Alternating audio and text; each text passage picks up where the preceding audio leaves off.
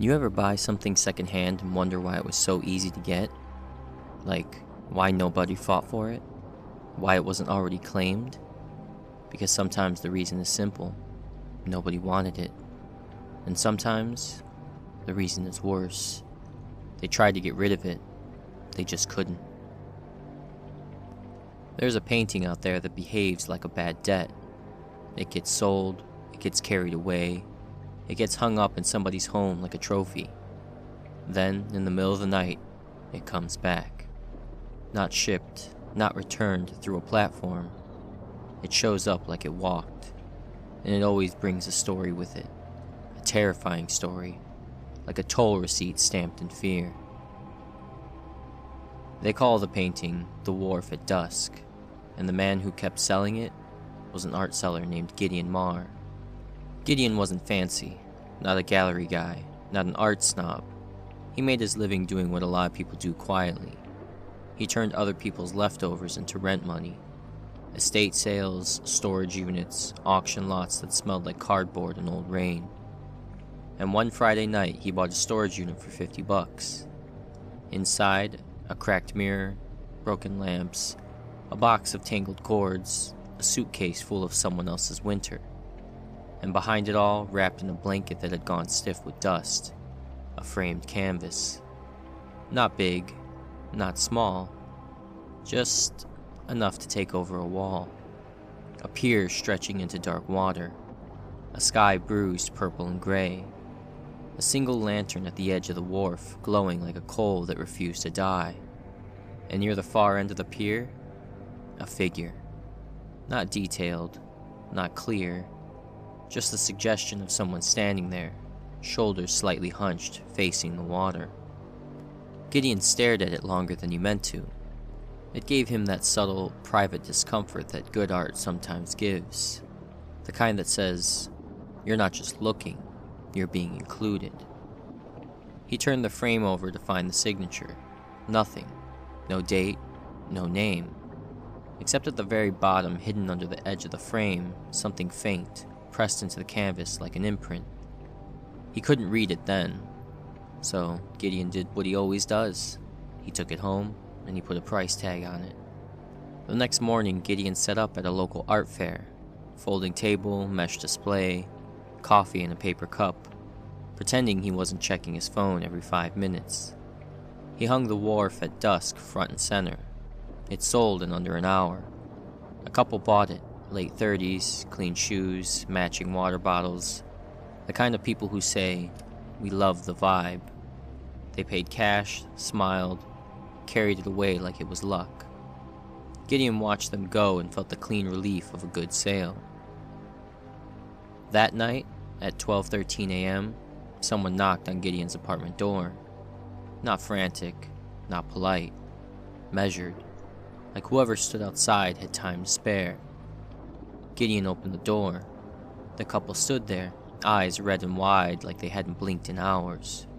And between them, upright in the hallway carpet, was the painting, facing Gideon, like it had been waiting for him to open the door. The man spoke first, voice raw. We need to return it. Gideon blinked. Return it, it's a painting. The woman swallowed and looked down the hallway like she expected something to drift out of the dark. It's not a painting, she whispered. It's a place. Gideon tried to laugh. It died in his throat. What happened? The man took a breath like he'd been holding it since midnight. We hung it up, he said. We poured wine, we sat down. Normal night. The woman nodded quickly, like agreeing might keep her from losing it. And the lantern, she said, pointing at the painted lantern. It flickered. Gideon frowned. It's paint. The man leaned forward. It flickered like a real light. They said they went to bed telling themselves it was their eyes, the shadows, the wine, whatever. Then, sometime after midnight, the man woke up. He heard wood creaking. Step, step, step. Like someone walking on boards. He told himself it was the house settling, until the sound got closer. And then came something worse. A soft sloshing. Not a pipe, not a sink. Water.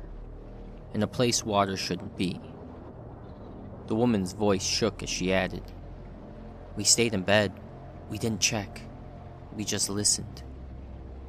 And then, from the living room, tap, tap, tap, tap. Like a fingernail on glass. Gideon's skin went cold. "On your window?" The man shook his head. "No," he whispered. "It sounded wrong." He swallowed, like it was coming from inside the painting. They didn't ask for a refund. They didn't argue. They just left it there like a cursed delivery and walked away. Gideon carried the painting inside. Didn't hang it, just leaned it against the wall. And when he finally crawled back into bed, he left the light on. Because in the silence of his apartment, he thought he could hear something faint. A creak, like pier boards. A week later, Gideon convinced himself it was coincidence. People spook easy. A moody painting, a late night, an overactive imagination. So he listed it online. Vintage coastal scene, unknown artist, dramatic lighting.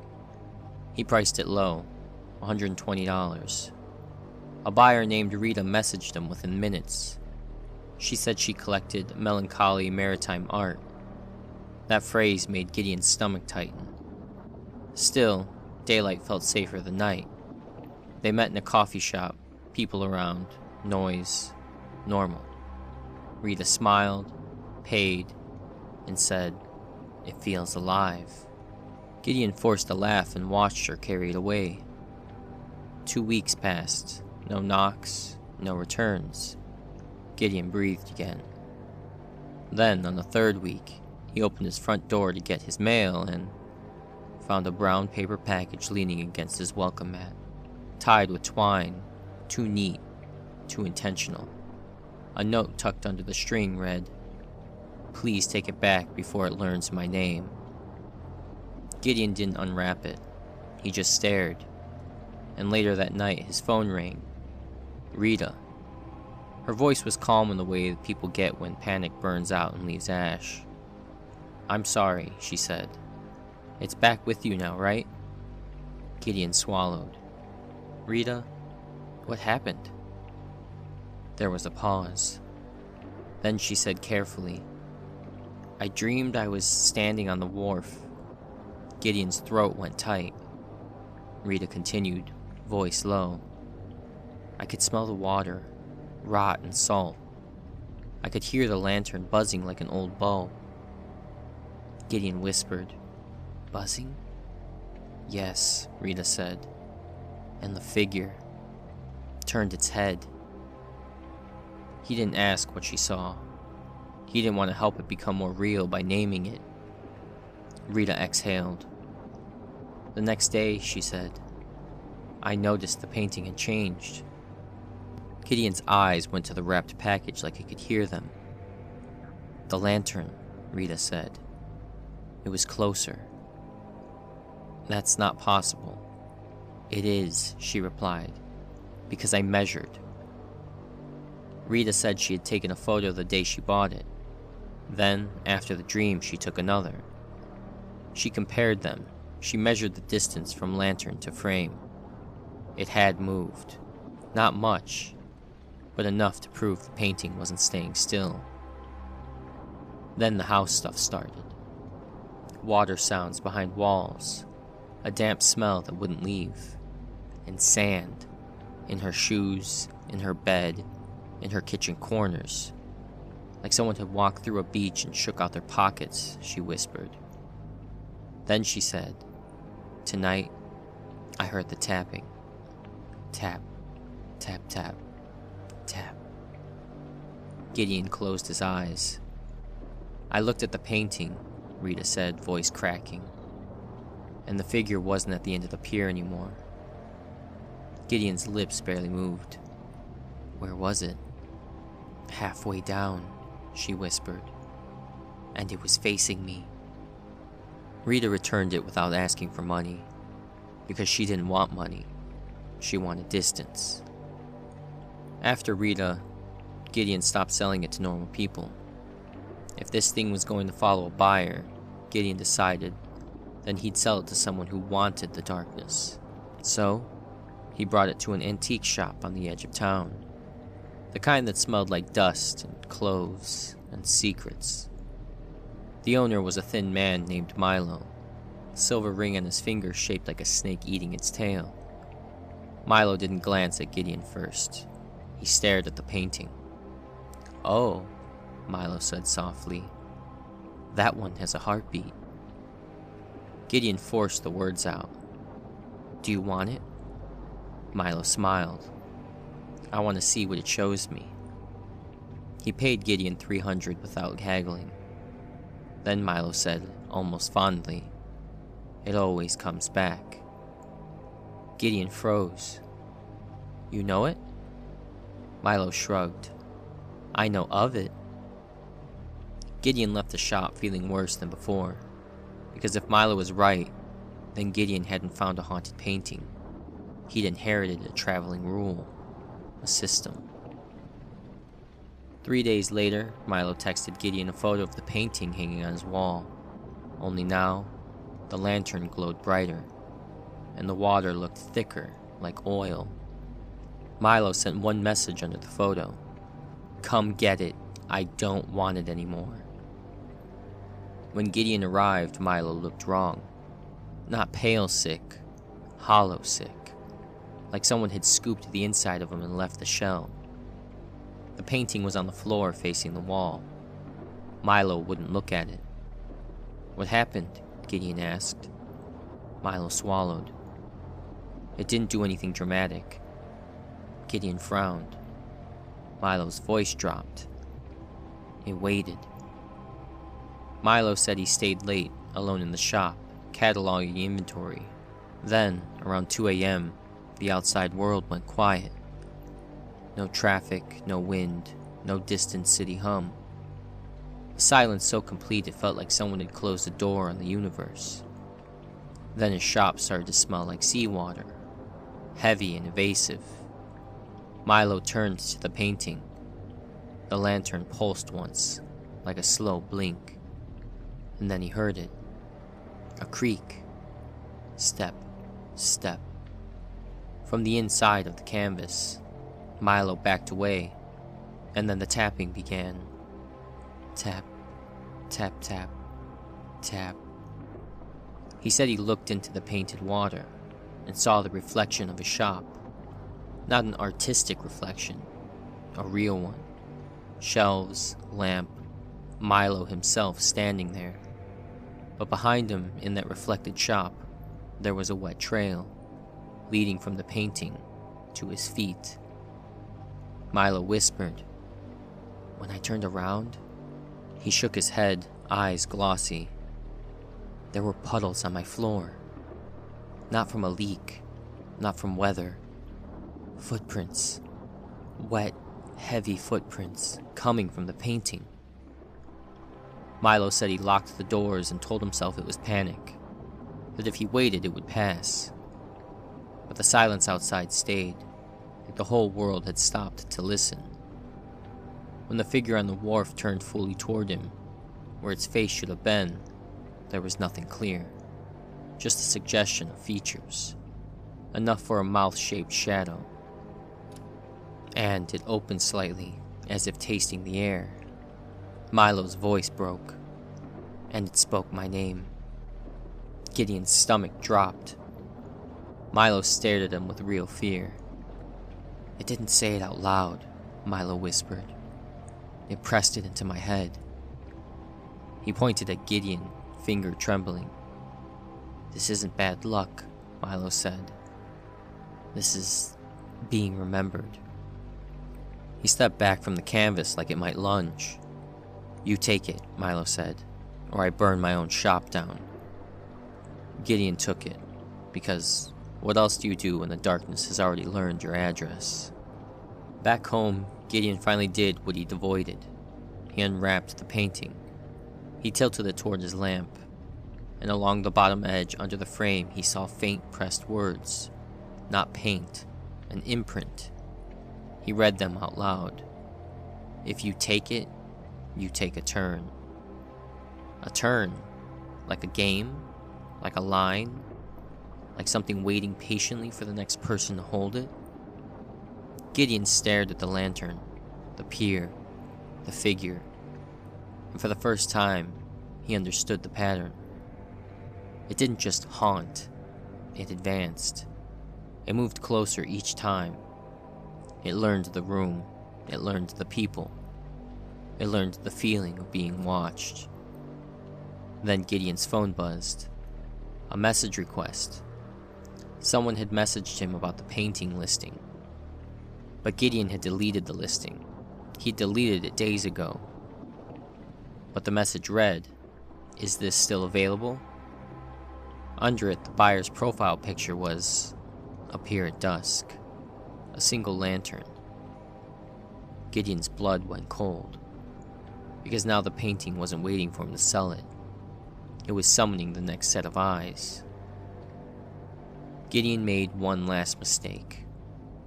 He thought, fine, if it needs attention, I'll give it to someone who lives on attention. A young influencer named Tess offered $500 for it. She told Gideon she did content about cursed objects. Haunted items, she said, grinning. This is perfect. Gideon didn't warn her. He didn't want to speak the rules out loud. They met in public, transaction made, painting gone. For 6 days, Gideon slept. On the 7th night, Gideon's phone exploded with notifications. Tess had posted a video. Title, Haunted Painting Challenge. Do not watch alone. Gideon didn't want to click. He clicked anyway. Tess was laughing, hyped, setting the painting behind her like a prop. This is gonna go viral, she said. If it's haunted, give me a sign. Behind her, the lantern in the painting looked brighter. Then Tess stopped mid-sentence. She turned her head. What was that? She whispered. The mic caught it. A creak. A slow step. Then the tapping started, loud enough the phone speaker picked it up. Tap, tap, tap, tap. The comments flipped from jokes to panic in real time. Tess walked toward the painting, laughing too loud. Okay, spooky, good one. She touched the frame. The video glitched. Not a normal glitch. The image jumped and the painting filled the screen. And the figure on the wharf was closer than it had ever been. Close enough to feel like it was standing just behind the canvas. Tess backed away. The glitch jumped again. For a half second, the painted water reflected something that didn't belong in Tess's apartment. It reflected Gideon's hallway, his welcome mat, his door, and a wet trail leading away from the painting. The video cut to black. No outro, no laughter. Just one soft sound at the end. An exhale, satisfied. The next morning, Gideon opened his door, and the painting was back. Dry, clean, waiting. A note was taped to the back. Tessa's handwriting, shaken and smeared. It moves faster when people watch. It wants anyone who looks. That's when Gideon understood the worst rule. It didn't only travel through ownership. It traveled through attention, through being seen, through viewers. That night, Gideon got another knock. A human knock. Urgent. He opened his door. An older man stood there in a raincoat, eyes tired like someone who'd spent years trying to outwalk a nightmare. I heard you have it, the man said. Gideon's voice broke. Who are you? Someone who had it before you, the man replied. Gideon swallowed. It always comes back. The man nodded. That's the point. Gideon whispered. How do I stop it? The man's expression didn't change. You don't, he said. You only decide how many people you'll feed it. Gideon felt his knees go weak. The man paused, then added quieter, "There's one more rule." Gideon barely breathed. "What?" The man looked past Gideon into the apartment, like he could already see where the painting sat. "If you keep it too long," he said, "it stops needing to come back." Gideon's blood went ice cold. "What do you mean?" The man's voice was flat. "I mean, eventually, it learns where it lives." And then he turned and walked away into the rain. And Gideon stood there in the hallway, realizing something sickening. The returns weren't mercy. They were practice. Gideon tried everything. He hid it in a closet. The tapping moved to his bedroom wall. He wrapped it in cloth. He woke up smelling seawater on his hands. He tried to throw it out. It came back cleaner than it had ever been. And one night, half asleep, he heard pier boards creak in his hallway. Step, step, step. He sat up in bed, heart hammering. Then the tapping began. Not in the living room, not at the window, at his bedroom door. Tap, tap, tap, tap. Gideon didn't move. He didn't speak. And in the dark, he heard something else. A soft, wet slosh, like water crossing a threshold. Now, I wish I could tell you Gideon destroyed it, burned it, buried it, locked it in concrete. But that's not how this one works. Because it isn't a ghost story. It's a contract story. A turn-taking story. And Gideon, he disappeared that winter. No forwarding address, no goodbye. The landlord found the apartment empty. No furniture, no clothes, no photos. Just one thing left behind. A painting in the closet, leaning upright, facing outward, waiting. And on the back of the frame, pressed into the dust like a fingerprint, were the same words Gideon had read months earlier. If you take it, you take a turn. So, if you ever see a painting of a wharf at dusk, a single lantern burning like a coal, a figure standing at the edge of the pier, do yourself a favor. Don't hang it, don't film it, don't even look too long, because once it has your attention, it starts walking. If you're sitting there right now, listening a little harder than you were 5 minutes ago, good. That means the story did its job. If you enjoyed The Wharf at Dusk, hit like, subscribe, and tell me in the comments, would you return the painting or destroy it? New stories drop regularly, and you don't want to miss the next one. Until then, keep the lights low, keep the volume up, and if you ever hear that soft tapping pattern on the glass, don't answer it. Good night.